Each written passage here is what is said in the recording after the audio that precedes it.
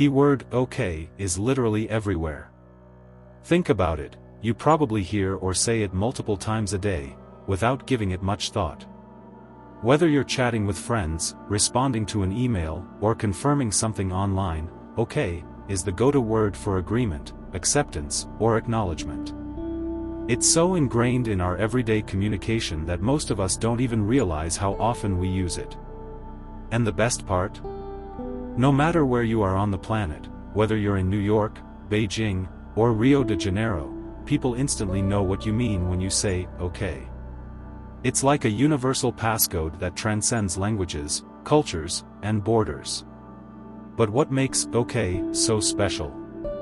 For one, it's incredibly versatile. It can mean, yes, I understand, that's fine, or even just signal that you're listening. In different contexts, okay takes on different shades of meaning. It's casual enough for informal settings, but neutral and polite enough to be used in more professional or formal interactions. It's a chameleon word that adapts to its surroundings, fitting seamlessly into various conversations without much effort. What's even more fascinating is that okay is often one of the first words people learn when picking up a new language. It's universal, so you don't have to explain it, everyone just gets it. Technology has made okay even more embedded in our lives. Think about how often you press OK on a pop-up screen or a notification. Whether it's a computer, a smartphone, or even a smart TV, OK is the button you tap when you're confirming a choice or moving to the next step. It's in our digital DNA now. Voice assistants like Siri, Google Assistant, and Alexa even respond to commands with a simple OK to let you know they've understood your request. In fact, in many cases, you can even say OK to activate them. It's a small word, but in the tech world, it's a big deal. Another interesting aspect of OK is how it has broken through cultural barriers. It's one of the very few words that doesn't really need translation. Whether you're agreeing with someone in a casual conversation in the US or nodding your head in agreement in Japan, OK just works. It's like a built-in linguistic shortcut. Many languages have their own words for yes or I agree, but OK tends to slip into conversations regardless of the native tongue. There's something about its simplicity and efficiency that makes it the preferred word across the globe. However, despite its global usage and simplicity, the origin of OK is far from basic. It wasn't always this universal tool we use today. In fact, the story of how OK came to be is filled with quirky twists and unexpected turns, and it all starts in the early 19th century. OK didn't just randomly appear. Its journey began as a bit of a joke in the 1830s. During that time, a group of intellectuals in Boston had this playful trend of deliberately misspelling words as a kind of inside joke. It was a humorous way to interact with each other, almost like a private code that only they could understand. One of those misspelled phrases was, all correct, which was just a funny way of saying, all correct. This phrase, though meant as a joke, got shortened to OK, and the abbreviation started catching on.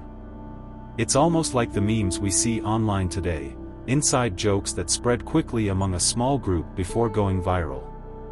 At first, OK was just another part of this playful language game.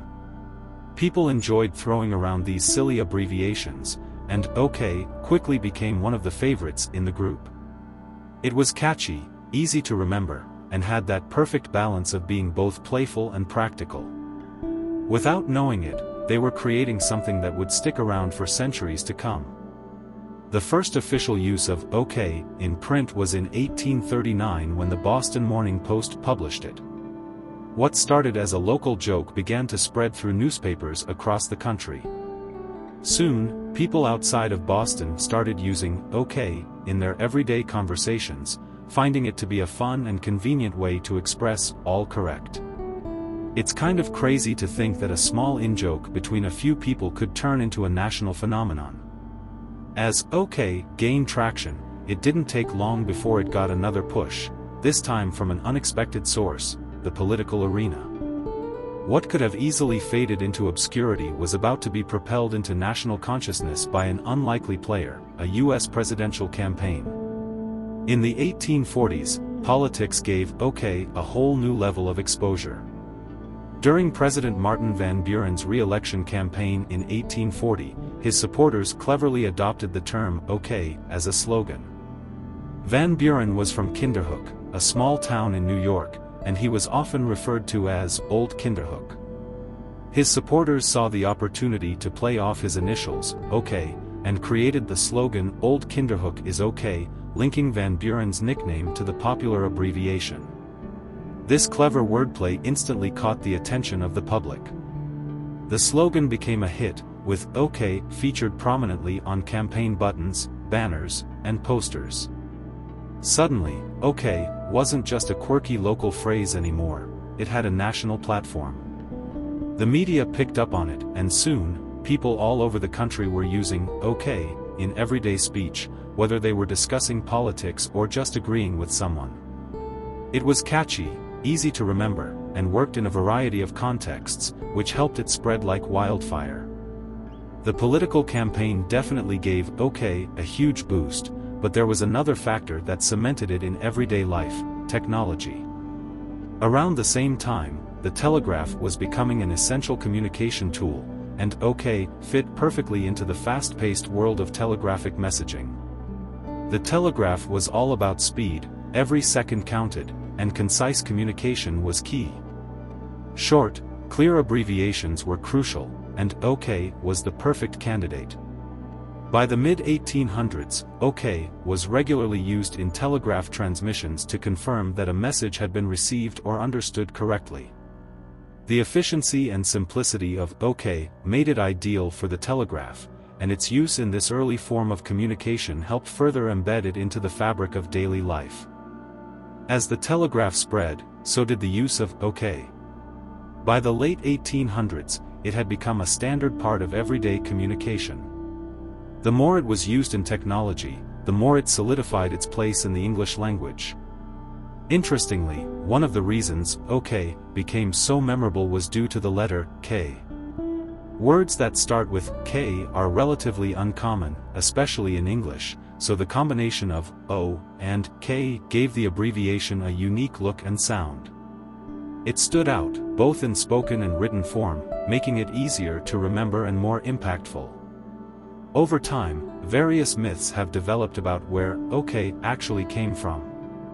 Some people believe that it originated from the Choctaw word OK, which means, "it is so." Others have suggested that it came from military slang or was used in shipping to indicate cargo was in good condition. But despite these theories, the true origin of OK as all correct is the most widely accepted explanation, backed by historical documentation. What's fascinating about OK is how it has evolved over time. In the beginning, it was a light-hearted, playful expression, but today it has become one of the most neutral and versatile words in the English language. It can be used in almost any context, whether you're giving your approval, acknowledging information, or simply moving a conversation along. It's polite but non-committal, and its neutrality is what makes it so powerful. In our modern world, OK isn't just a word we say, it's integrated into how we interact with the world. Whether you're tapping OK on a screen to confirm an action or saying it out loud to let someone know you're on the same page, it's hard to imagine a day going by without using it. From technology to casual conversation, OK has become a symbol of understanding, communication, and connection. It may be small, but it packs a lot of meaning into those two simple letters. Before you go, did you know that over 95% of the people who watch our videos and leave a like aren't subscribed? Subscribing is super important and helps us a lot. By hitting that subscribe button, you're helping us move closer to making a living through YouTube. This will allow us to keep creating even more high-quality videos just for you. So if you enjoyed this video and want to see more like it, make sure to subscribe and turn on notifications. Don't forget to leave a like, too. Every bit of support helps us bring better content to the channel.